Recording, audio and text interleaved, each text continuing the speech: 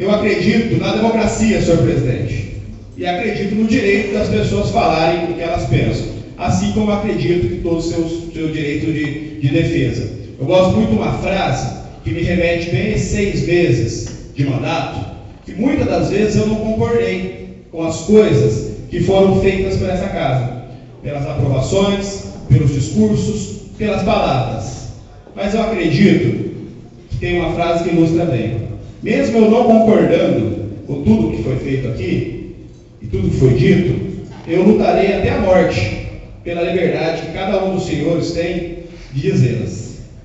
A democracia é isso. Nós estamos vendo a cidade, o Estado e até o Brasil evoluir democraticamente, conquistando o seu espaço. Então, muitas vezes a gente não concorda, mas luta pela liberdade de dizê-las. É isso que a gente tem que ressaltar, a democracia sempre. Aproveito, porque eu fiquei muito feliz em saber que no 17 de junho, no dia do meu aniversário, também comemora-se o Dia do Servidor, mas o Dia do Servidor aposentado. Servidores que já se aposentaram no setor público, que também contribuíram muito para a nossa cidade.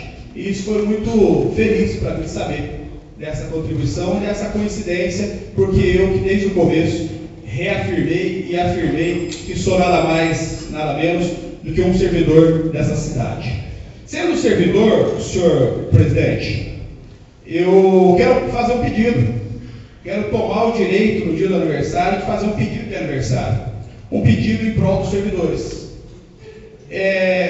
Era saliente que muitos servidores reclamaram quando o antigo prefeito tirou a primeira parcela do 13º, que acontecia agora, em meados do ano, e passou para o final do ano, mesmo a gente sabendo que isso é constitucional, está dentro da CLT, é legal. Mas era um costume dos servidores receber no meio do ano o 13º. Eles até programavam as suas contas para receber o 13º. E eu acompanhava também que era uma luta dessa casa, que os servidores receberiam, como sempre costume, no meio do ano. Então eu peço para o nobre líder, para o nobre presidente, que leve ao conhecimento do senhor prefeito, que estude possibilidades para voltar à maneira que agradava aos servidores para receberem a primeira parcela do 13º no meio do ano, assim como era antigamente. Depois já mudou o dia do pagamento, porque eles gostavam de receber no primeiro dia do mês, agora também legalmente foi para o 5º dia útil. Então ele ficaria de muito bom grado, eu pedi para os servidores ter essa possibilidade de adiantamento da parcela.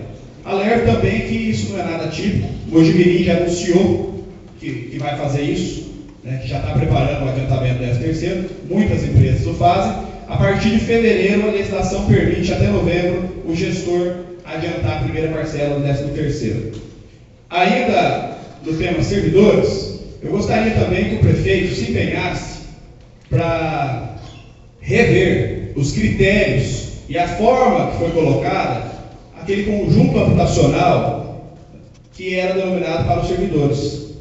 Que eu acredito que os servidores foram muitas vezes ludibriados, enganados pela antiga administração, que enfatizavam que eles teriam condições e direitos de ter aquelas casas. E quando a gente consulta hoje, a gente vê que não é bem assim. A taxa salarial não confirma com a realidade, não é o que está dentro das condições dos servidores. Então eu gostaria, do fundo do coração, que o prefeito analisasse rever o contrato e fosse até as últimas consequências, quando a gente fala juridicamente falando, para ver o que ele poderia trazer de ganho para o servidor municipal.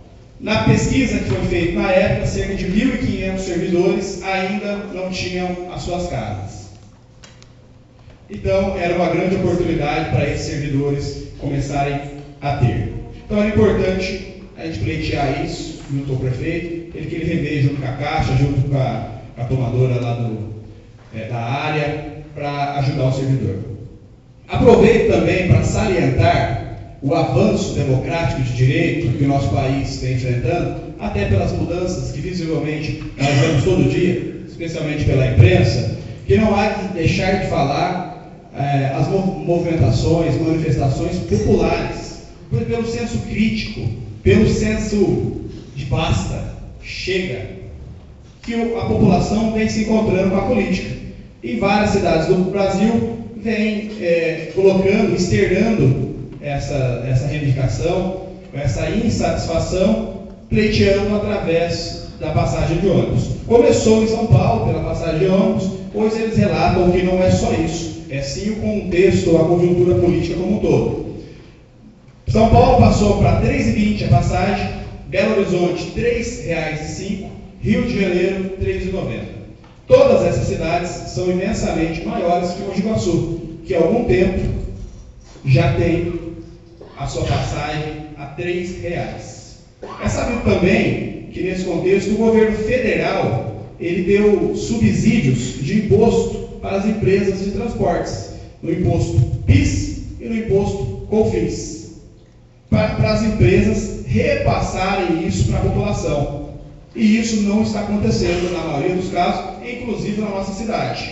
Então é oportuno levantar a discussão, levantar o debate, salientar a nossa democracia e trabalhar em prol da população, especialmente a população mais carente, a população que depende do transporte público, população que eu venho defendendo, que nessa área do transporte tenha no mínimo dignidade para esperar o ônibus, que tenha padronizado os pontos de ônibus com cobertura, com lixeira, com concreto no chão, com acessibilidade para os deficientes e o itinerário dos ônibus. E isso tudo que eu venho pleiteando não é algo novo nem fora do padrão, é uma lei, é legislação que já existe desde 2003.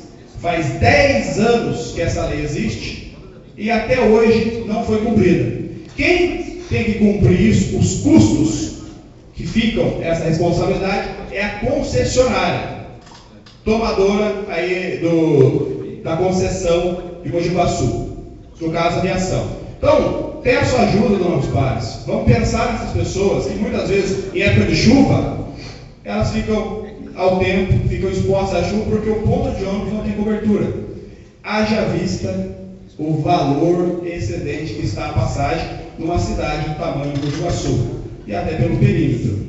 Nós somos a favor das empresas prosperarem, das empresas irem bem, mas tem empresas que já é bilionária e nós passamos a hora de pensar na população, de quem usa esse transporte, quem merece esse desconto. Então, fica uma dica para os novos pares e também já quero cogitar qualquer possibilidade de aumento, né? Que isso tem que estar fora do contexto da cidade, e sim a redução.